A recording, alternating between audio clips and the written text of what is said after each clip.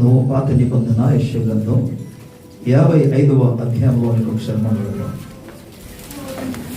మొదటి వచనాన్ని అందరూ కలిసి చదువుకుందాం. 55వ అధ్యాయము మొదటి వచనం. Isaiah chapter 55 verse 1. దప్పిగొన్నవారులారా నీ యొద్దకు రండి, రూకలు లేనివారులారా మీరు వచ్చి కొన్ని భోజనము చేయండి. రండి, రూకలు లేకపోయినను ఏమీ లేకే ద్రాక్షారసము పాలను కొనుడి. ఆమేన్. చిన్న ప్రార్థన. ప్రేమ నమ్మదగిన మా తండ్రి, నీ ఘనమైన గొప్ప నామానికి మేము కృతజ్ఞత స్తుతులు స్తోత్రాలు వందనాలు చెల్లిస్తున్నాం ప్రభువా. వాక్యమైన దేవుడు మాతో మీరు మాట్లాడమని ప్రార్థిస్తున్నాం. వినగల చెవులు, గ్రహించగలిగిన హృదయాలు మాకు అనుగ్రహించు నాయన. ప్రతి ఒక్కరి కనులను తెరవండి, ప్రతి ఒక్క చెవులను తెరవండి, ప్రతి ఒక్క మనస్సును హృదయాన్ని తెరవండి ప్రభువా. నీ వాక్యం అంగీకరించగలుగుతున్నట్టుగా కార్యం చేయండి. Come Holy Spirit of God, you take complete control of this service Lord. You lead us, Lord. You guide us, teach us, preach us, Lord. Touch us, Father, I pray. Thank you. మహిమ ఘనత ప్రభావాలను మీకు చెల్లిస్తూ యేసు క్రీస్తు ప్రభు నామములో అడిగి పొందుచున్నాము తండ్రి. ఆమేన్. Praise the Lord. మరోసారి దేవునికి స్తోత్రం కలుగును గాక. తండ్రి దేవుని నుండి ప్రభు యేసు క్రీస్తు నుండి కృపా సమాధానం మనందరికీ తోడై ఉండును గాక. ఈ రోజు కొరకు ఏర్పాటు చేసిన దేవుని వాక్య భాగములో 55వ అధ్యాయం యెషయా గ్రంథంలో దప్పిగొన్నవారులారా నీళ్ళ యొద్దకు రండి, రూకలు లేని వారులారా మీరు వచ్చి కొని భోజనము చేయండి.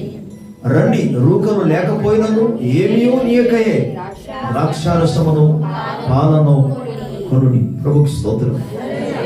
దేవుని యొక్క లేఖన భాగంలో ఈరోజు మరోసారి దేవుడు మనతో మాట్లాడుతున్న విషయం ఏంటంటే, దప్పిగొన్నవారులారా నా యొద్దకు రండి, నీళ్ళ యొద్దకు రండి. ఈరోజు దేవుని యొక్క పిలుపు తృష్ణ కలిగి ఉన్న వారి కొరకు. మీరు గమనించండి, ఈ పిలుపు అందరి కోసం కాదు. యోహాను సువార్త 3వ అధ్యాయం 16వ వచనం ప్రకారంగా దేవుడు లోకమును ఎంతో ప్రేమించాడని మాట్లాడుతూ ఎవడైనను అనే పదం అక్కడ వాడాడు. దేశముఖతో కానీ, ప్రజలతో కానీ, భాషతో కానీ, జాతితో కానీ, మతంతో కానీ ఎటువంటి సంబంధం లేకుండా ఎవడైనాను విశ్వసించిన ఎడల, నమ్మిన ఎడల అన్నాడు. ఇక్కడ కూడా ప్రభు ఇచ్చే పిలుపు ఏంటంటే దప్పిగొన్న వారులారా అనే పదాన్ని వాడాడు. ఎవరైతే దప్పిగా కలిగి ఉన్నారో, దాహము కలిగి ఉన్నారో, తృష్ణ కలిగి ఉన్నారో వారి కొరకు ప్రభు ఇస్తున్న పిలుపు ఏంటంటే, ఖచ్చితంగా దాహము కలిగిన వారికి ఆయన దాహము తీర్చే దేవుడు ఆయన. ప్రభు స్తోత్రం చెప్తున్నాడు. బట్ ఆయన పిలుపుకు మనం లోబడాలి. ఆయన స్వరానికి మనం లోబడి ఆయన పిలిచినప్పుడు ఆయన వద్దకు మనం రావడం అనేది నేర్చుకోవాలి. ఆ ఆశ మనలో ఉంటే, ఆ తృష్ణ మనలో ఉంటే, ఆ దాహం మనలో ఉంటే తప్పకుండా ప్రభు దాన్ని తీర్చడానికి ఆయన మన మధ్య సజీవుడే ఉన్న దేవుడు. హల్లెలూయా. రెండో మాటలో మనం గమనించినప్పుడు ప్రభు ఏమంటాడంటే, రూకలు లేకుండా కూడా రమ్మన్నాడు. గట్టిగా స్తోత్రం చెప్పాలి. మీ దగ్గర కొనడానికి డబ్బులు లేకపోయినా సరే నా దగ్గరికి రండి. మీరు చూడండి, ఐగుప్తు దేశంలో కరువు వచ్చినప్పుడు మిగిలిన దేశంలో కూడా, కనాను దేశంలో, చుట్టూ ప్రాంతంలో దేశాల్లో కరువు వచ్చినప్పుడు ఆయా దేశస్తులందరూ కూడా కలిసి వారు రూకాలు పట్టుకొని ఐగుప్తు దేశానికి వెళ్ళి యోసేపు పరిపాలన కాలంలో వారు డబ్బులు ఇచ్చి, రూకలు ఇచ్చి ధాన్యమును కొని తీసుకెళ్ళారు. మీరు ఇక్కడ గమనించినప్పుడు దేవుడు ఏమంటాడంటే, మీకు కావలసిన ఆహారము కావచ్చు, మీకు కావలసిన పానీయము కావచ్చు, మీరు కేవలం రూకలు లేకపోయినా నా దగ్గరికి రండి, వచ్చి మీరు తీసుకెళ్ళండి. ప్రభుకు స్తోత్రం. రూకలు లేకపోయినా సరే మీరు కొనండి, రూకలు లేకపోయినా సరే మీరు కొన్ని తాగండి, తినండి అనే పదానికి అర్థం ఏంటంటే కృప అనే అర్థం. స్తోత్రం చెప్పాలి. ఎందుకంటే మన దేవుని వాక్య భాగాలు జ్ఞాపకం చేసుకుంటే, దేవుని ప్రజలారా, ఎఫెసీ పత్రికలో మనం చూస్తాం ఏంటంటే 2వ అధ్యాయంలో మనకు ఒక స్పష్టమైన వచనం కనబడుతుంది. 7-8 వచనం. ఎఫెసీ 2:7-8 వచనం చదవాలందరూ.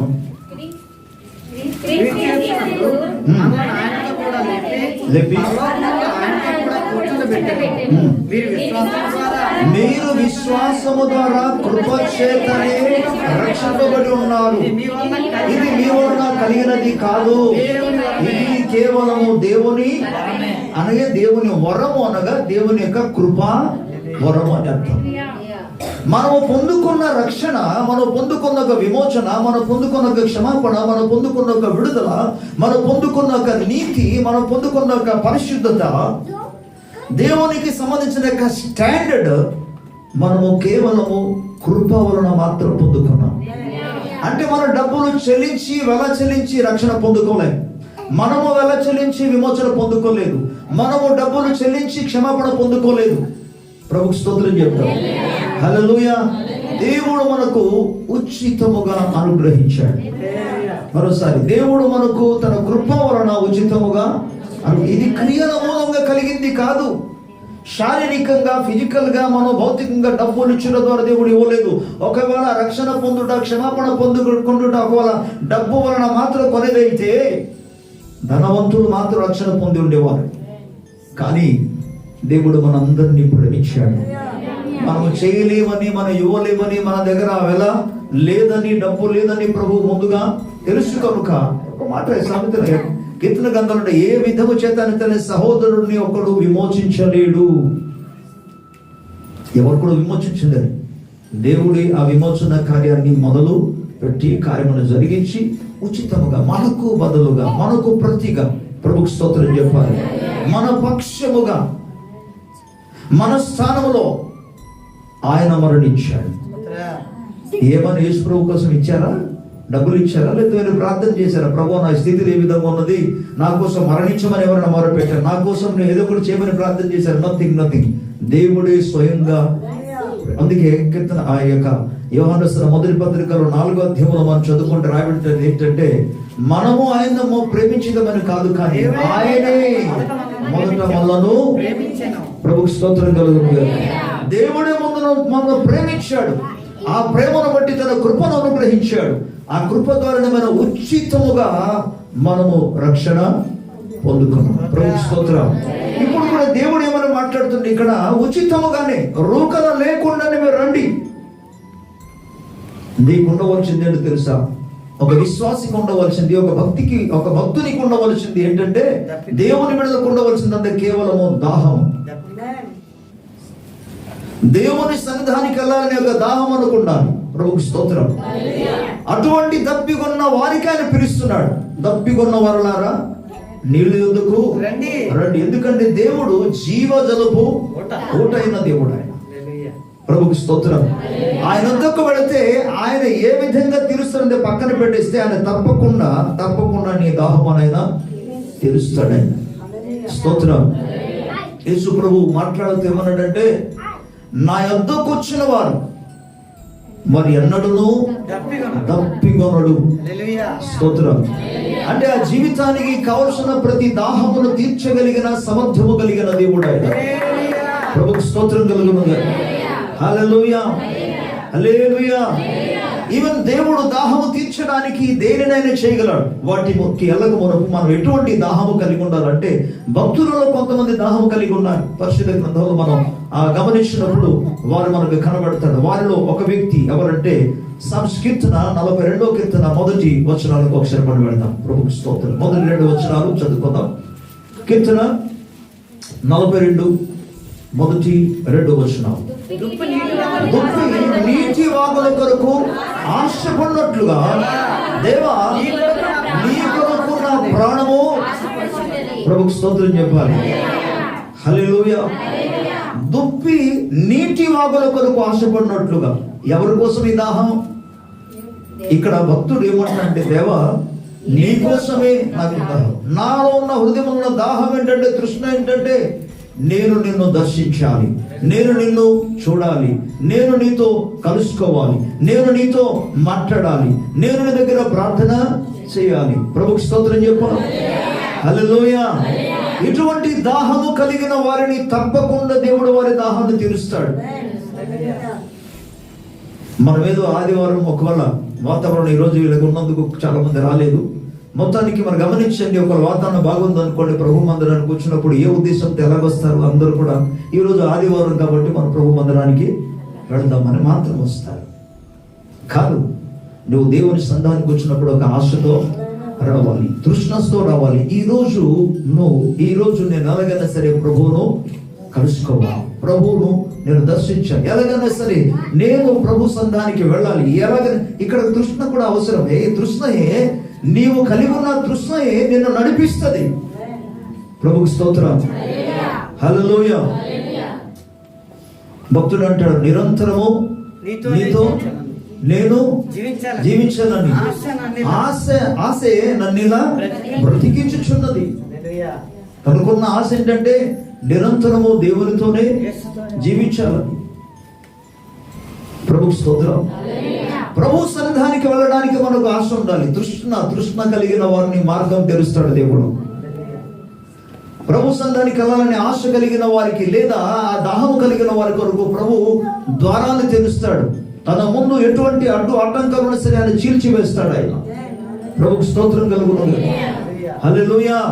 మీరు చూడండి, మీరు ఈ మాట చెప్తుంటే మీకు అర్థమవుతుంది లేదు, కానీ 12 సంవత్సరాలకు రక్తస్రావం కలిగిన స్త్రీ తన హృదయంలో ఒక ఆశ ఉంది, ఒక రకమైన తృష్ణ ఉంది. ఏంటంటే తనకు శారీరకంగా ఉన్న వ్యాధి నుండి స్వస్థత పొందాలని తృష్ణ కలిగి ఉన్నందుకు ఆమె మార్గము సరళం చేసుకోవడానికి ప్రయత్నం చేయలేదు, కానీ నేను ఎలాగైనా సరే ప్రభు దగ్గరికి వెళ్ళాలి అనే ఒక ఆశే ఆమెను త్రోసుకొని తీసుకురాగలిగేది.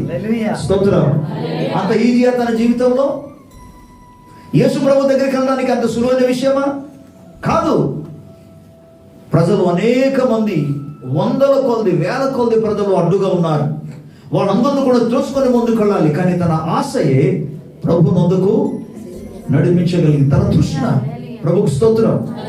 తనలో ఉన్న తృష్ణ ఏంటి? ఒకే ఒక తృష్ణ ఏంటంటే నేను ప్రభు దగ్గరికి వెళ్ళాలి, నేను ప్రభువును చూడాలి, నేను ప్రభు ఒక వస్త్రము చెంగును ముట్టాలి, నేను ప్రభు వద్ద నుండి స్వస్థత పొందుకోవాలి. హల్లెలూయా. ఆ తృష్ణను ఎరిగిన ప్రభు తన తృష్ణను ఆయన తీర్చాడు. ఎందుకంటే మరలా చెప్తున్నాను, దప్పికొన్న వారులారా నీళ్ళ ఎద్దుకు రండి. ప్రభు సన్నిధానానికి ఆ విధంగా అటువంటి ఆశతో మనం వెళితే, అటువంటి తృష్ణతో మనం వెళితే ప్రతి ఒక్కరి దాహాన్ని ప్రభు తీరుస్తాడు. ప్రభుకు స్తోత్రం. యేసు ప్రభు చెప్పిన వాడి జ్ఞాపకం చేసుకోండి. ప్రభు అన్నాడు, ఇదిగో నా యొద్దకు వచ్చిన వారిని నే మాత్రమును కూడా త్రోసివేయనన్నాడు. ప్రభుకు స్తోత్రం. హల్లెలూయా.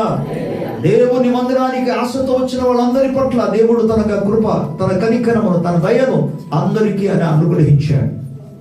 స్తోత్రం. హల్లెలూయా. ప్రవక్త దైవ సేవకుడైన రాజైన సొలొమోను ప్రార్థన చేసినట్టుగా దేవుని మందిరంకి వెళ్ళాలని ఆశ కలిగిన ప్రతి ఒక్కరి జీవితాల్లో, వచ్చిన ప్రతి ఒక్కరి జీవితాల్లో నిశ్చయముగా వారి ప్రార్థనల మీద, వారి స్తుతుల మీద, వారు అర్పించే అర్పణల మీద యెహోవా కనుదృష్టి నిత్యము నిలిచి ఉంటుంది. స్తోత్రం. హల్లెలూయా. నువ్వు ఎంత ఆసక్తి కలిగి వస్తున్నావో దేవుడు చూస్తాడు. నువ్వు ఎంత ఆశ కలిగి ఉన్నావు, ఎంత తృష్ణ కలిగి ఉన్నావో దాన్ని దేవుడు చూస్తాడు. నీ హృదయాన్ని చూస్తాడు. ముందు ఎన్ని గంటలకు వెళ్ళాలని నువ్వు నిర్ణయం తీసుకున్నావు అది కూడా దేవునికి తెలుసు. ఎందుకంటే ఒక మనిషి నిర్ణయం చేసిన దాన్ని బట్టి, ఆలోచించిన దాన్ని బట్టి, తన మైండ్ సెటప్ను బట్టి వారు ఎన్ని గంటలకు వెళ్ళాలనేది అర్థమవుతుంది. మీరేమనుకుంటున్నారు? పలానా వ్యక్తి ఒకవేళ 8కి వచ్చారు అనుకోండి, ఆ మాటకు అర్థమేంటి తెలుసా? వారు 8 కల్లా ఉండాలని అనుకున్నాడు, మనసులో అనుకున్నాడు, కాబట్టి ఆ టైంకి చేరగలిగాడు. ఒకడు 8:15కి రాగలిగాడు. ఎందుకు రాగలిగాడు? ముందుగా ఆయన అనుకున్నాడు, ఆశ కలిగి ఉన్నాడు, నేను ముందుగా దేవుని మందిరానికి వెళ్తానని. ఒకడు 9 గంటలకు వచ్చాడు. ఎందుకు వచ్చాడు 9 గంటలకి? వాడు ముందు మైండ్ సెటప్ చేసుకున్నాడు, పర్వాలేదులే మనం లేట్కి వెళ్ళా, పర్వాలేదు, ఏదో పని నేను వెళ్ళి పాడుతానా, నేను వెళ్ళి చేస్తానా, ఏం చేస్తాను, నువ్వేం చేస్తావు అంది కాదు ఎక్కడ కావాల్సింది. నీవు దేవుని మందిరానికి వచ్చి నీవు పాడి స్తుతించాలని అంటే మైకే నీకు అక్కర్లేదు. మైక్ లేకుండా ప్రభు దగ్గర నువ్వు పడాలి, స్తుతించాలి, ఆరాధన చేయాలి. ఇంకో విషయం తెలిసే, సంఘం కానికపల్లి చెప్తున్నా, సంఘముగా మనం కూడుకొని ఆరాధన చేసేది ఆదివారం మాత్రమే. అప్పుడప్పుడు మన గృహ కూడిక జరుగుతుంటది, సాటర్డే ప్రార్థన జరుగుతుంటది. దీనికి కూడా సాధారణంగా ఎవరు కనబడరు మనకి. ఇంట్లో ఏదో పెద్ద పనులు చేసినట్లుగా ఏ పనులు ఉండవు, ప్రార్థనలకు రారు. ఇలాంటి వాళ్ళ పరిస్థితి చూస్తుంటే బాధ కలుగుతుంటది హృదయం. ఎప్పుడు మారుతారా బాబు వీళ్ళు అనిపిస్తుంటారు. ఎప్పుడు మారుతారు? అసలు ఎంతకాలం ఇక నీకు పడుతుంది మారడానికి? నీ హృదయంలో ఉన్న ఆశయే అసలు ఉండిపోవడానికి నీకు ఆశ. చిన్న వర్షం వచ్చి చాలు, ఈరోజు వర్షం వచ్చింది కదా ఆగిపోతుంది, అదే నీ హృదయంలో ఉన్న ఆశ. నీ ఆశ ఒకవేళ వర్షం వచ్చినా, ఏమైనా వాతావరణం ఏదైనా సరే దేవుని సంధానికి వెళ్తానని నువ్వు కలిగి ఉంటే నువ్వు తప్పకుండా వస్తావు. వాతావరణానికి అధిగమించి నువ్వు వస్తావు. ఏదో ఒకసారి నేను అందుకు చెప్తున్నాను, మార్గము సరళం అవుతుంది. దేవుడు మార్గం సరళం చేస్తాడు. ప్రభుకి స్తోత్రం. గట్టిగా హల్లెలూయా చెప్పాలి. హల్లెలూయా. సో తృష్ణ కలిగిన వాళ్ళు మొదటి వ్యక్తి మనం చూస్తాం ఏంటంటే, నేను దేవుణ్ణి దర్శించడానికి, జీవము కలిగిన దేవుణ్ణి దర్శించడానికి నా ప్రాణము ఆశపడుచున్నది లేదా తృష్ణపడుచున్నది. దుప్పి నీటి వాగుల కొరకు ఆశపడినట్టుగా. అక్కడ ఆశ అని తెలుగు బైబిల్ మనం చదివితే వెర్షన్ లో ఆశ రాయబడింది. బట్ ఇంగ్లీష్ వెర్షన్ మనం చదివితే అక్కడ థర్స్టీ అని పదం రాయబడింది. థర్స్ట్ అంటే తృష్ణ అని అర్థం, లేదా దాహము. సో దేవుని మందిరానికి వెళ్ళడానికి నీవు తృష్ణ కలిగి ఉండాలి. దేవుణ్ణి దర్శించడానికి నువ్వు తృష్ణ కలిగి ఉండాలి. ప్రభుకి స్తోత్రం. చాలా మంది తెలియని విషయం ఏంటంటే, ఒక్కసారి నువ్వు దేవుని సన్నిధానికి వచ్చి దేవునితో నువ్వు కలుసుకోగలిగితే అసలు ఎటువంటి అద్భుతాలు జరుగుతుందో నీకు తెలుసా? శారీరకంగా యేసుక్రీస్తు ప్రభు దగ్గరికి వెళ్ళి ఆమె దైవిక మనసు ప్రభువును దర్శించినందుకు, ప్రభువును ముట్టినందుకు ఏం పొందుకుంది? ఆవిడ స్వస్థత పొందుకుంది. ఆయన దగ్గరికి వెళతానని, ప్రభు నాకు ఇది కావాలి అది కావాలి పక్కన పెట్టేసి ప్రభు దగ్గరికి వెళితే హీ నోస్ ఎవ్రీథింగ్. ఆయన నీ జీవితాలన్నీ కూడా ఎరిగిన దేవుడు, నీ స్థితిగతులను ఎరిగిన దేవుడు, నీ పరిస్థితులన్నీ కూడా ఆయన బాగుగా ఎరిగిన దేవుడు. ప్రభుకి స్తోత్రం. నువ్వు ఎక్కడ ఉన్నావో ఆయనకి తెలుసు, నువ్వు ఏ స్థితిలో ఉన్నావో ఆయనకి తెలుసు. ఆయన దగ్గరికి మనం వెళితే వాటన్నిటి నుండి దేవుడు నీకు పరిష్కారం కలుగజేస్తాడు. స్తోత్రం. అందుకే ప్రభు ఒక పిలుపు ఏంటంటే, దప్పికొన్న వారులారా నా ఎందుకు రండి, రూకలు లేకయే వచ్చి మీరు కొనండి. ప్రభుకి స్తోత్రం. సో జీవం కలిగిన దేవుని మందిరాన్ని దర్శించడానికి, జీవం కలిగిన దేవుణ్ణి దర్శించడానికి, దేవుని వెళ్ళడానికి ఒక తృష్ణ అనేది ఉండాలి. ప్రభుకి స్తోత్రం. హల్లెలూయా. బైబిల్ గ్రంథంలో ఆయన ఏ విధంగా తెరుస్తాడంటే, తృష్ణ ఏ విధంగా తెరుస్తాడంటే, జస్ట్ మొదటి విషయాన్ని జ్ఞాపకం చేశాను. కేవలం దేవుని మందిరానికి వెళ్ళడానికి, దేవుని దర్శించడానికి విషయం మాత్రం కాదు, ప్రార్థన చేయడానికి కూడా నీలో తృష్ణ ఉండాలి. స్తోత్రం. హల్లెలూయా. ప్రభు గురించి పాడడానికి నీలో తృష్ణ ఉండాలి. ప్రభుని స్తుతించడానికి తృష్ణ ఉండాలి. ప్రభు సాక్ష్యాన్ని అన్ని జనాల్లో ప్రకటించడానికి నీకు తృష్ణ ఉండాలి. సువార్త ప్రకటించడానికి నీకు తృష్ణ ఉండాలి. ప్రభుకు స్తోత్రం. యేసు ప్రభు జీవితం చూడండి, ఎక్కడికి వెళ్ళినా ఏమైనా సరే సువార్త ప్రకటనయే అతనికి హృదయ స్పందనగా మార్చేసుకున్నాడు. సువార్త ప్రకటనయే తనకు హృదయ స్పందనగా మార్చేసుకున్నాడు. Praise the Lord. అందుకే అది మధ్యాహ్నం 12 గంటలు అయిపోయినా సరే, మంచి మిట్ట మధ్యాహ్నమును భయంకరమైన ఎండ తన మీద పడుతున్నా సరే, ఆ ఎండ తీవ్రత ఉన్నప్పటికీ కూడా తనకు దాహం కలిగింది. ఒకటి 4వ అధ్యాయంలో యోహాను సువార్త మనం చూస్తాం. ఏమంటాడంటే, అమ్మ త్రాగడానికి ఏమైనా నీళ్లు ఇస్తారని అడుగుతారు. ఈ సమరియలో సుకారు అనే గ్రామంలో ఉన్న సమరయ స్త్రీ. ప్రభు పలికిన మాట భౌతికమైన తన దాహం తీర్చుకోవడానికి కాదు, తనకు ఏ విధము చేత అయినా సరే చెప్పాలి, సువార్త ప్రకటించాలి, ఆమె యొక్క ఆత్మను రక్షించాలి. ఇది తన హృదయంలో ఉన్న తృష్ణ. అందుకే మీరు చూడండి, శిష్యులు అప్పటికి ఎక్కడికి వెళ్ళారు? వారు భోజనాన్ని కొన్ని తీసుకురావడానికి, ఆహారము కొన్ని తీసుకురావడానికి వారు పట్టణానికి వెళ్ళారట. వారు పట్టణం నుండి తిరిగి వచ్చినప్పటికీ యేసు ప్రభు ఒక స్త్రీతో మాట్లాడుతున్నాడు. ఎందుకు మాట్లాడుతున్నాడు ఏంటని అడగడానికి వాళ్ళకి ధైర్యం చాలటం లేదు. కానీ అనుకుంటున్నారు లోపల, అసలు ప్రభు మాట్లాడుతున్నారని. ఎందుకు యేసు ప్రభు ఆమెతో మాట్లాడుతున్నారని మీకు ఇప్పుడేం అర్థం కాదు. మీరు కొంతసేపు అంతా చూస్తారు కానీ అని ప్రభు చెప్పాడు. ఈ లోపల సుకారు గ్రామంలో ఉన్న ప్రజలందరూ కూడా మొత్తం సమూహముగా ఆ బావి దగ్గరికి వారు తిరిగి రావడం మనం చూశారు. ప్రభుకు స్తోత్రం. యేసయ్య హృదయంలో ఉన్న తపన ఆత్మలను సంపాదించాలి, ఆత్మలను నశించుచున్న ఆత్మలను దేవుని వైపు తిప్పడానికి. ప్రభుకు స్తోత్రం. హల్లెలూయా. అందుకే సువార్త ప్రకటన అనేది యేసయ్య హృదయంలో ఉన్న స్పందన.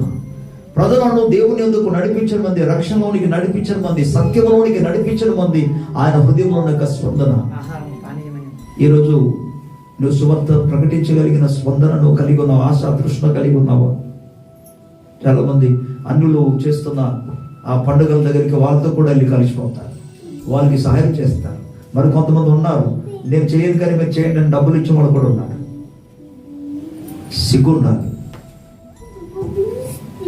సువార్త ప్రకటించడానికి బదులుగా నీవు వారికి డబ్బులు ఇస్తావా? అది సరైనది కాదన్న విషయం చెప్పడానికి బదులుగా వారికి సహకరిస్తావా?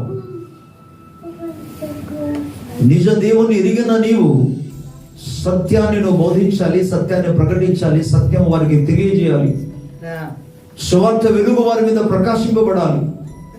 ఈ తృష్ణ నువ్వు కలిగి ఉంటే ప్రభు కార్యం చేస్తాడు. యేసయ్య ఆ తృష్ణ కలిగి ఉండడం జరిగింది. అపొస్తలుడైన పౌలు జీవితం కూడా గమనించినప్పుడు ఎక్కడికి వెళ్ళినా సరే ఆయన సువార్త ప్రకటించడం చూస్తాం. ఒక పట్టణంలో అతనికి హింస వచ్చినప్పుడు, ఆటంకాలు వచ్చినప్పుడు మరో పట్టణానికి వెళ్ళాడు. ఆ పట్టణంలో కూడా తన శిష్యులు తన దగ్గరికి వెళ్ళక ముందు ఆయన సువార్త ప్రకటించడం మొదలు పెట్టాడు. తృష్ణ మనం కలిగి ఉంటాం. ఆశ కలిగిన ప్రాణాన్ని దేవుడు తప్పకుండా ఆ తృష్ణను ఆయన తీరుస్తాడు. ప్రభుకు స్తోత్రం చెప్పు. హల్లెలూయా. కనుక ఆత్మను సంపాదించాలనే తృష్ణ నీకు ఉండాలి. భక్తి కలిగి జీవించాలనే తృష్ణ నీలో ఉండాలి. ఈ లోక సంబంధమైన వాటి విషయంలో అనేక మందికి తృష్ణ దప్పిగా ఉంటుంది. లోక సంబంధమైన వాటికి మరి ముఖ్యంగా ఏం తిందో, ఏం త్రాగుదో, ఏమి వీటి మీదే చాలా మందికి తృష్ణ కాదు.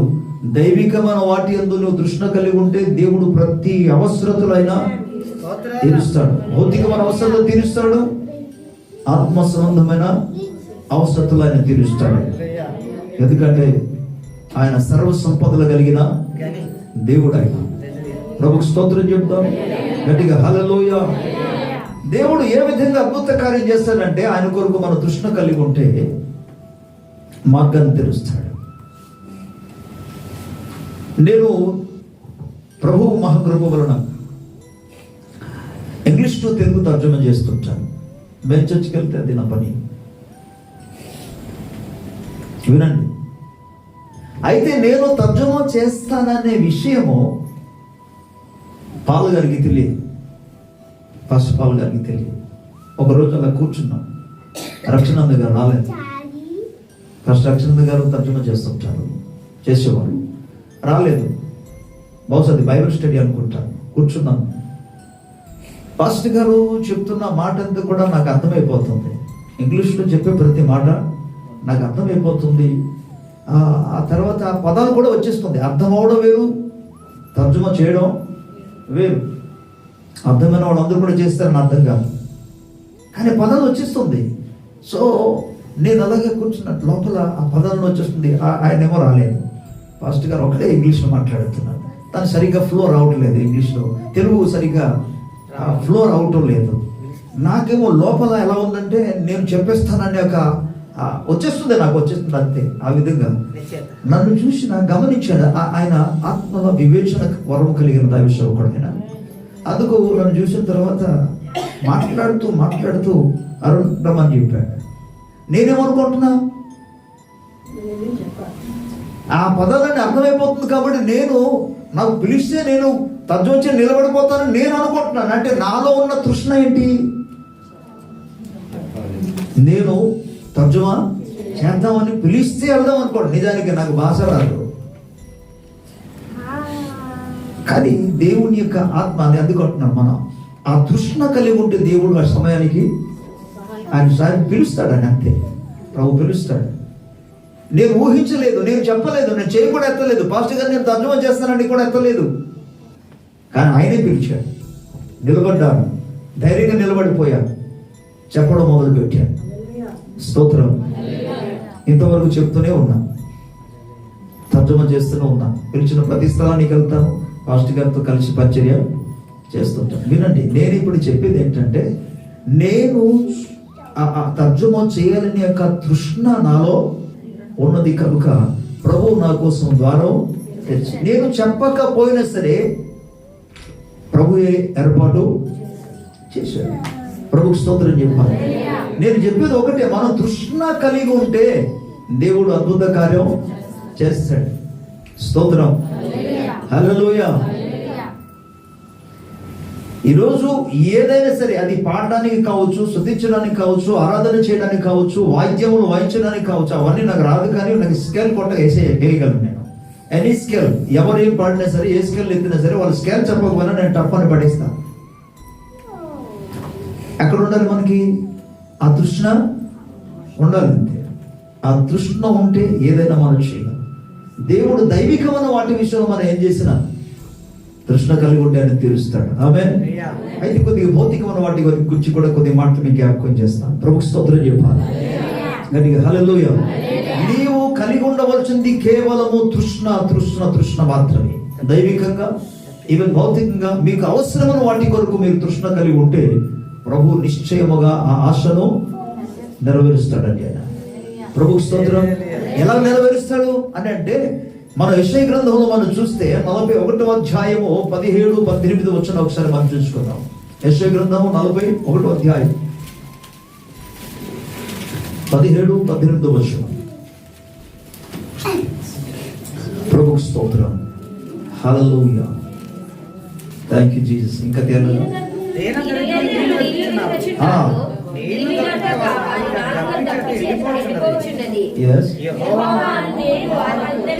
యెహోవా అను నేను వారికి ఉత్తరం ఇచ్చినను, ఇశ్రాయేలులో నేను వారిని విడనాడను. జనులు చూచి యెహోవా హస్తము ఈ కార్యము చేసిన నీవు, ఇశ్రాయేలు పరిశుద్ధ దేవుడు దీన్ని కలుగజేసిన నీవు తెలుసుకొని మనస్కరించి స్పష్టముగా గ్రహించున్నట్లు చెట్లు లేని మెట్టల మీద నేను నదులను పారజేసేదను, లోయల మధ్యను ఊటలను ఉమ్మగజేసేదను, అరణ్యమును నీచమడుగుగాను, ఎండిన నేలను నీటి బుగ్గలుగాను చేసేదను. ప్రభుకు స్తోత్రం చెప్తాను గట్టిగా హల్లెలూయా. 17 వచనం అంటాడు, దీన దరిద్రులు నీళ్లు వెతుకుచున్నారు. మరలా ఇక్కడ కనబడుతుంది ఏంటంటే కొంతమంది నీళ్ళ కొరకు వెతుకుచున్నారు అనగా తృష్ణ కలిగి వెతుకుచున్నారు. నీళ్లు కావాలి, నీళ్లు కావాలి. ఎవరు? దీనులు, దీను స్థితిలో ఉన్నవారు వెతుకుచున్నారు. ప్రభుకు స్తోత్రం. నీవు వెతికితే, నీళ్ల కోసము తృష్ణ కలిగి వెతికితే, ప్రభు అంటున్నాడు వారి కోసము నేను ఏం చేస్తాను అంటున్నాడు అంటే అద్భుతమైన వాడిని తెలియజేస్తాడు ఆయన.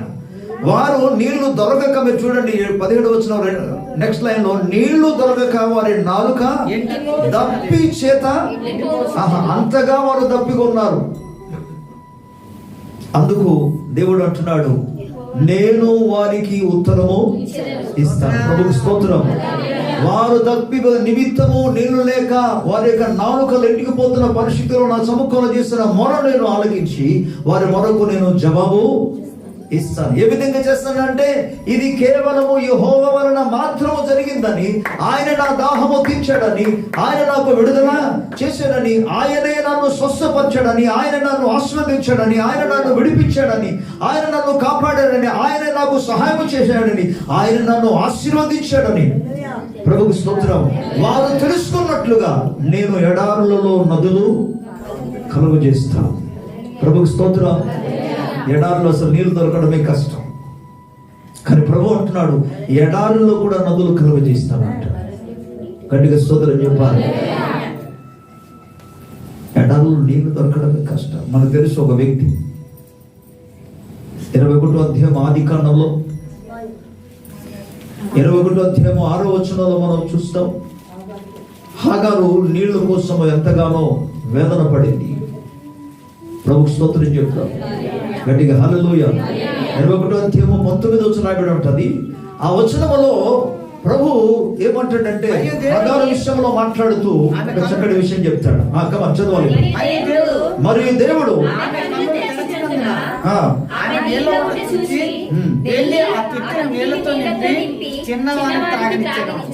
ప్రభుకు స్తోత్రం చెప్పాలి. ఎక్కడ నీళ్లు?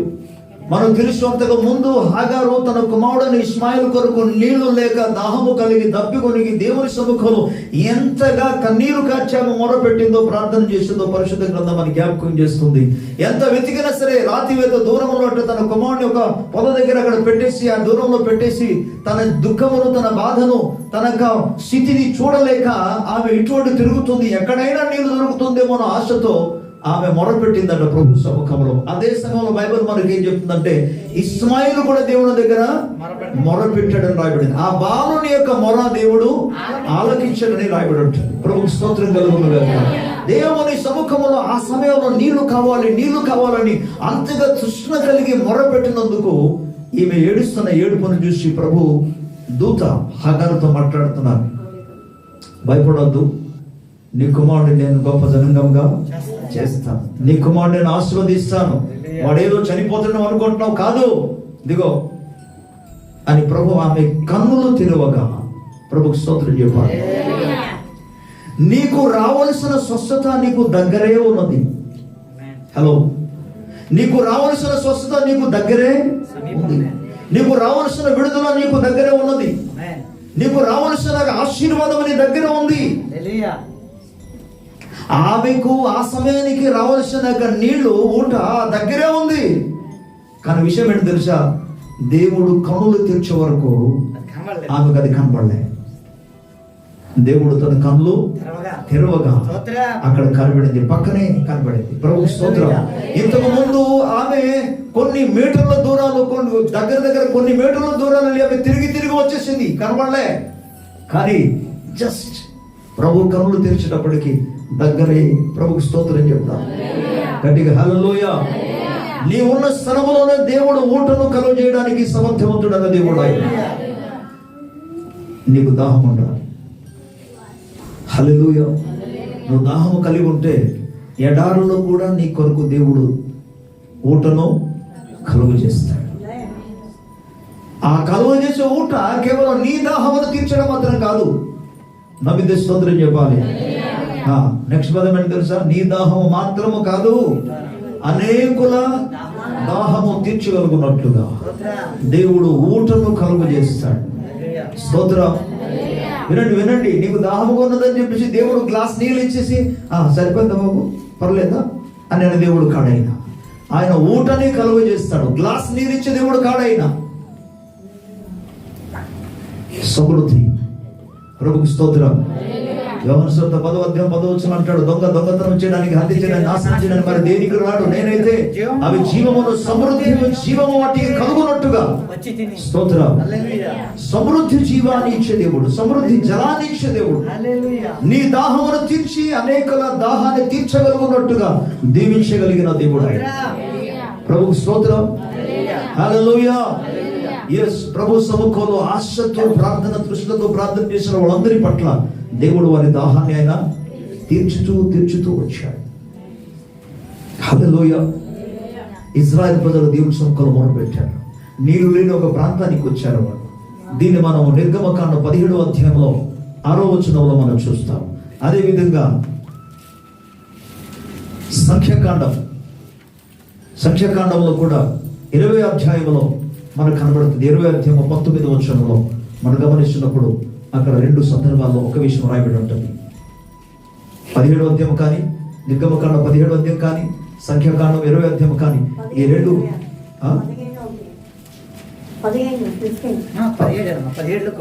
ఓకే. ఈ యొక్క వాక్య భాగాలు మనం గమనించినప్పుడు ప్రభుకు స్తోత్రం చెప్పాలి. దేవుడు వారితో మాట్లాడాడు. మోసతో దేవుడు అన్నాడు, నీళ్లు లేక వారు దేవునికి వ్యతిరేకముగా, దైవ సేవకుడు మోసకు వ్యతిరేకంగా వారు మాట్లాడుతున్నప్పుడు ప్రభు అన్నాడు, ఎల్లో నీకెదురుగా ఉన్న హోరేబు కొండ దగ్గరికి వెళ్ళి అక్కడున్న బండంతో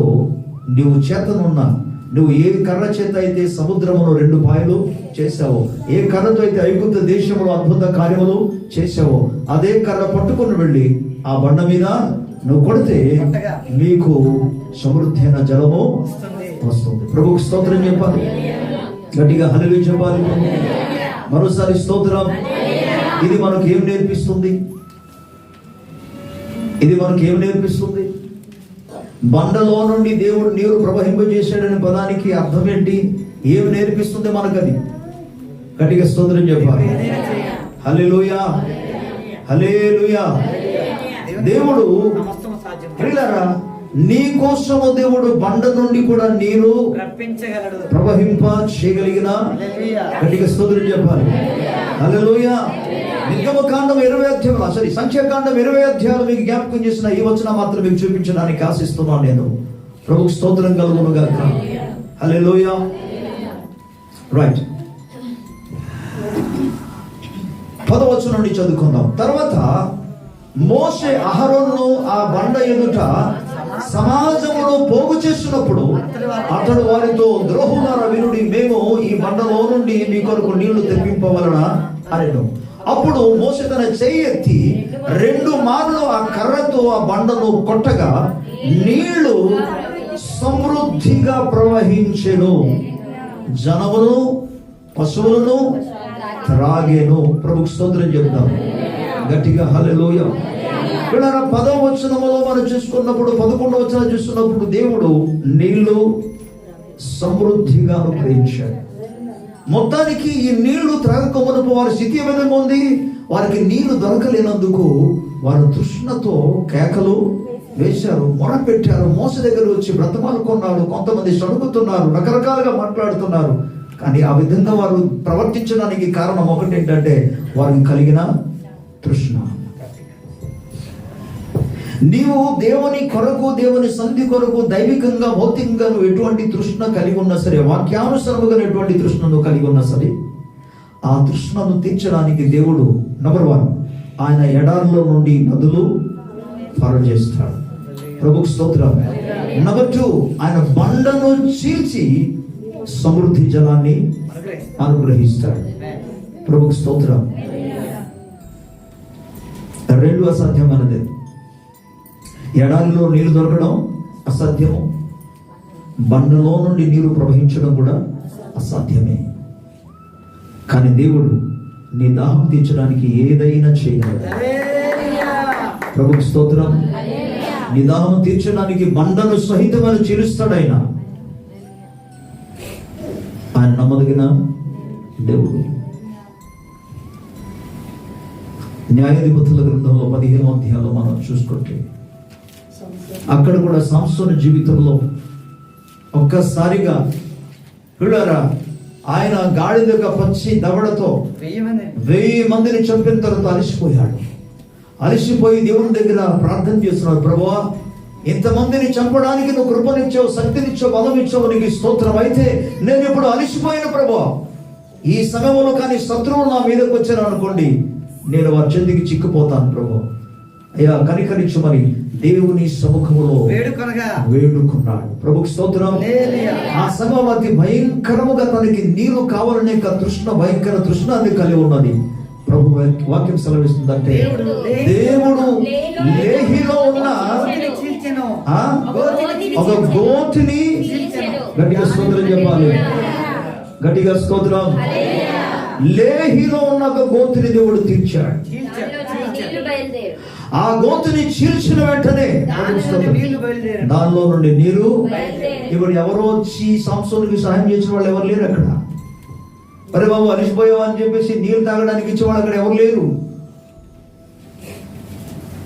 దేవుడే సహాయము చేశాడు. నీవు ఎటువంటి ఆశతో ఉన్నా, ఎటువంటి దాహము కలిగి ఉన్నా, ప్రభు తీర్చడానికి నమ్మదగిన వాడు.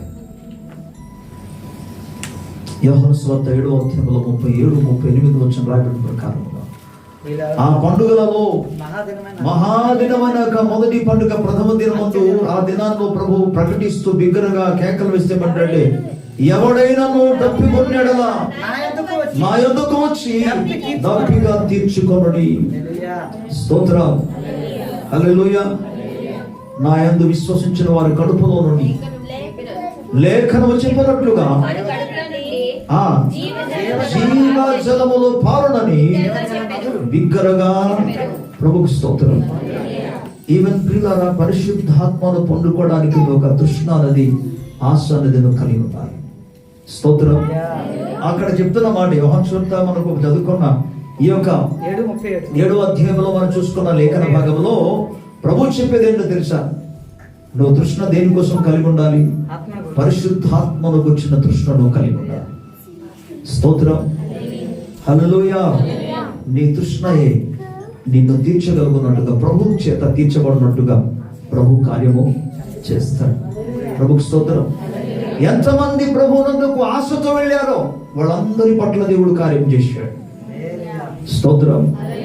ఈరోజు నీ యొక్క తృష్ణ భౌతికమైనది, ఆత్మ సంబంధమైనది ఏదైనా సరే, నేను త్వరగా చెప్తున్నాను, దేవుని వాక్యమునకు అనుకూలమని ఏ తృష్ణ అయినా సరే ప్రభు తీర్చడానికి ఆయన మన మధ్య సజీవుడు, మన మధ్యాహ్న సంచారము చేయుచున్న దేవుడు ఆయన.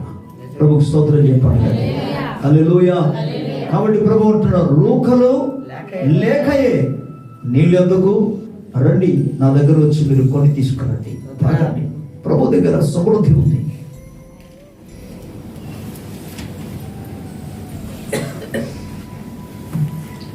ఇస్సాకు లాంటి వాడు కాదు దేవుడు. ఒక్క ఆశీర్వాదం, ఒక్క దీవెన. ఇస్సాకు యాకోబును ఆశీర్వదించిన తర్వాత తన దగ్గర ఇక ఏమీ లేక ఏసావు వచ్చి బ్రతమాలుకున్నాడు. నానా అడుగుతున్నాడు, నీకు ఒక్కటే దీవెన ఉందా, ఇంకా లేదా అని అంటే, లేదురా ఇచ్చేసాను, ఇంకా నా దగ్గర ఏమీ లేదన్నాడు. అయితే దేవునికి స్తోత్రం. నేను అందుకే చెప్పాను ఇస్సాకు లాంటి వాడు కాదని. మనం సేవిస్తున్న దేవుడు దేనికి దేవుడు తెలుసా? ఆయన భూమి ఆకాశములకు దేవుడు. ప్రభుకు స్తోత్రం కలుగునుగా. పరిశుద్ధ గ్రంథంలో మనం చూసుకోగలిగితే 14వ అధ్యాయంలో ఆది కాండంలో జరిగిన యుద్ధంలో అబ్రహాము వెళ్ళి తన దగ్గర ఉన్నాక 318 మందిని పట్టుకొని వెళ్ళి 4 రాజుల మీద పరిపాలన వాడిని దాడి చేసి మరలా వారు పోగొట్టుకున్న వాడిని తిరిగి వచ్చిన తర్వాత అక్కడికి సలేమ రాజు వచ్చాడు, అలాగే కదొర్లమ యొక్క రాజు గారు వచ్చారు, సొదొమ రాజులు వచ్చారు. వీళ్ళందరూ కూడా వచ్చి అతనితో ఏమైనా మాట్లాడుతున్నారంటే, అయ్యా మీరు మాకు మా ప్రజలను తీసుకొచ్చారు, చాలు, మా ప్రజలు మాత్రం మాకు ఇచ్చేసి ఈ ఆస్తి అంతా కూడా కొలసమంతా మీరే తీసుకెళ్ళిపోమంటే అబ్రహాం అంటాడు, కాదు కాదు కాదు, నీవు ఇచ్చిన వాటిలో నూలుకు పోకు కూడా నాకు అక్కర్లేదు. ప్రభుకు స్తోత్రం చెప్తాను. హల్లెలూయా. ఎందుకు తెలుసా? అక్కడ మాట్లాడతాడు, నేను అబ్రహామును ధనవంతుడు చేశాను ఎప్పుడు అంటావేమో, అందుకే నీవు మాట్లాడవద్దన్నాడు. నేను ఏమి తీసుకో, నేను సేవిస్తున్న దేవుడు, నేను నమ్ముకున్న దేవుడు ఎవరు తెలుసా? భూమి ఆకాశములను సృజించిన దేవుడు అని పదం వాడతాడు. ప్రభుకు స్తోత్రం. బట్ అది ఇంగ్లీష్ లో మనం చదివితే the possessor of heaven and earth అని రాయబడి ఉంటుంది. The creator and the possessor of heaven and earth. భూమి ఆకాశములను సృజించిన దేవుడు కాదు, భూమి ఆకాశములకు ఆస్తికర్త అయిన దేవుడు. ప్రభుకు స్తోత్రం చెప్తాం. హల్లెలూయా. నేను ఈ వచనాన్ని ఎందుకు వివరించి చెప్తున్నానంటే, నీ దాహము తీర్చడానికి ఆయన సమృద్ధి కలిగి ఉన్న దేవుడు. ఆయన తీర్చగలడు. ఎటువంటి దాహము కలిగి ఉన్నా సరే, దైవికంగా, అది ఫిజికల్ గా కావచ్చు, శారీరకంగా, మానసికంగా కావచ్చు. ప్రభుకు స్తోత్రం. ఆధ్యాత్మికమైన విషయములు కావచ్చు, దాహము తీర్చే దేవుడై. ప్రభుకు స్తోత్రం. ఎలా తీరుస్తాడు? ఆయన తీర్చడానికి ఆయన ఎడారి అయినా సరే అందులో తీరుస్తాడు, అది బండ అయినా సరే చీల్చి నీరు నీ కోసం ప్రవహింప చేస్తాడు. ప్రభుకు స్తోత్రం. అది ఎండిపోయిన గోతి అయినా సరే దాన్ని చీల్చి నీకు సమృద్ధి అయిన జలాన్ని అనుగ్రహిస్తాడు. ప్రభుకు స్తోత్రం. ఒక వచనం చెప్పి నేను ముగిస్తాను. పరిశుద్ధ గ్రంథంలో లూకా సువార్త 4వ అధ్యాయం 40-41 వచనం చూస్తున్నాను. లూకా 4:40-41 వచనం. స్తోత్రం. సూర్యుడు అస్తమించుండగా నానావిధ రోగముల చేత పీడిపబడుచున్న వారు ఎవరెవరి యొద్ద నుండిరో వారందరూ ఆ రోగులను ఆయన యొద్దకు తీసుకుని వచ్చిరి. అప్పుడైన వారిలో ప్రతి వాని మీద చేతి నుంచి వారిని స్వస్థపరిచినాం. ప్రభుకు స్తోత్రం చెప్తాను. హల్లెలూయా. సూర్యుడు అస్తమించుచుండగా నానావిధ రోగముల చేత పీడింపబడుచున్న వారు ఎవరెవరి నుండిరో వారందరూ ఆ రోగులను ఆయన వద్దకు తీసుకొని వచ్చి, ఎందుకు తీసుకొచ్చారు? వారికి ఆశ ఏంటంటే యేసు ప్రభు దగ్గరికి వెళ్తే ప్రభు స్వస్థపరుస్తాడు. ఇక్కడ లేఖనము స్పష్టంగా రాయబడిన మాట. ఈ మాట మీరు శ్రద్ధగా వినండి, నేను చదువుతున్నాను, శ్రద్ధగా వినండి, చూస్తూ వినండి. సూర్యుడు అస్తమించుండగా నానా విధ రోగముల చేత పీడింపబడుచున్న వారు ఎవరి వద్ద ఉండిరో వారందరూ ఆ రోగులను ఆయన వద్దకు తీసుకొని వచ్చింది. అప్పుడు ఆయన వారిలో ప్రతి వాని మీద చేతు నుంచి వారిని స్వస్థపరిచెను. స్తోత్రం. వాళ్ళ ఆశతో వచ్చారు ప్రభు దగ్గరికి, తృష్ణతో వచ్చారు ప్రభు దగ్గరికి. ఎవరిని వదలలేదు యేసు ప్రభు, ఒక్కడిని కూడా విడిచిపెట్టలేదు. ప్రతి వాని మీద ఆయన చేతిలోంచి వారిని స్వస్థపరిచాడు. శరీర సంబంధమైన అనారోగ్యం ఉన్న వారిని స్వస్థపరిచారు. దెయ్యం పట్టిన వాళ్ళని కూడా లేఖన 41 వారిలో ప్రతి వారి మీద దయచేసి వారిని స్వస్థపరిచాడు. ఇంతేకాక దెయ్యములు నీవు దేవుని కుమారుడని కేకలు వేసి అనేకులను వదిలి ఆయన క్రీస్తు అని వాటికి తెలిసి ఉంటేనే కనుక ఆయన వాటికి గద్దించి వాటిని మాట్లాడనీయలేదు. ప్రభుకు స్తోత్రం. హల్లెలూయా. దెయ్యములను వెళ్ళగొట్టాడు. ప్రతి ఒక్కరి ఆశను ప్రభు తీర్చాడు. ఒక ఆయన చూడాలనుకున్నాడు యేసు ప్రభు, తన ఆశను ప్రభు తీర్చాడు. ప్రభుకు స్తోత్రం. హల్లెలూయా. ఎవరు ఇటువంటి ఆశ కలిగి ఉన్న ప్రభు వారి యొక్క ఆశలన్నీ కూడా అనగా వారి తృష్ణంతా కూడా ప్రభు తీర్చినట్టుగా పరిశుద్ధ గ్రంథం మనకు తెలియజేస్తుంది. ఈరోజు కళ్ళు మూసుకొని ప్రభు దగ్గర మనం ప్రార్థన చేసుకుందాం. ప్రభు సముఖంలో మొరపెడదాం. 1 minute మీకు అవకాశం పడుతుంది ప్రార్థన కొరకు. ప్రభు సముఖంలో ప్రార్థన చేయండి. ప్రభు మాకు ఈ ఆశ ఉంది, నాన్న ఈ తృష్ణ ఉంది ప్రభు, ఎదుగో ఈ విషయంలో నేను తృష్ణ కలిగి ఉన్నాను. నీ తృష్ణ ఏంటో, నీ అవసరం ఏంటో దేవునికి తెలుసు. అయితే నువ్వు దేవుని దగ్గర నువ్వు మొరపెట్టాలి. దేవుని సముఖంలో నువ్వు ప్రార్థన చేయాలి. దేవుని సముఖంలో నీవు విజ్ఞాపన చేయాలి. దేవునికి నీ బాధను తెలియజేయాలి. దేవుని మందిరానికి నువ్వు వచ్చి ఉన్నావు, దేవుని సంధానికి నువ్వు వచ్చి ఉన్నావు. అన్నవాళ్ళ ప్రభు సముఖంలో నీ యొక్క దృష్టిలో ప్రభుకు తెలియజేయి. అది నీ మానసికమైనది సరే, అది శరీర సంబంధమైన సరే, అది నీ యొక్క ఆరోగ్య విషయంలో కావచ్చు, అది నీకు ఆర్థిక వ్యవస్థలో కావచ్చు, అది ఉద్యోగ విషయంలో కావచ్చు, ఈ వ్యాపార విషయంలో కావచ్చు. ప్రభు సముఖంలో ప్రార్థన చేయి. మొదలు దైవికమైన వాటి కొరకు ఆశ కలిగి ఉండు. భక్తులు దేవుని సముఖానికి, దేవుని చూడడానికి నేను ఎంతో తృష్ణ కొనుచున్నాను అంటున్నాడు. మొదట ప్రభువును చూడడానికి నేను తృష్ణ కలిగినట్టు ప్రార్థన చేయి. దైవ భక్తి కలిగి జీవించడానికి తృష్ణ కలిగి ఉండు. స్వార్థ ప్రకటించడానికి తృష్ణ కలిగి ఉండు. దేవునికి స్తోత్రం కలుగును గాక. హల్లెలూయా, హల్లెలూయా, ఓ హల్లెలూయా. ప్రభు ఆయన పిలుస్తున్నాడు, నీళ్ళ ఎందుకు రండి, నీళ్ళు ఎందుకు రండి, తృష్ణ గల వారలారా, దప్పికొన్న వారలారా, నీళ్ళు ఎందుకు రండి అని ప్రభు ఈరోజు పిలుపు ఇస్తున్నాడు.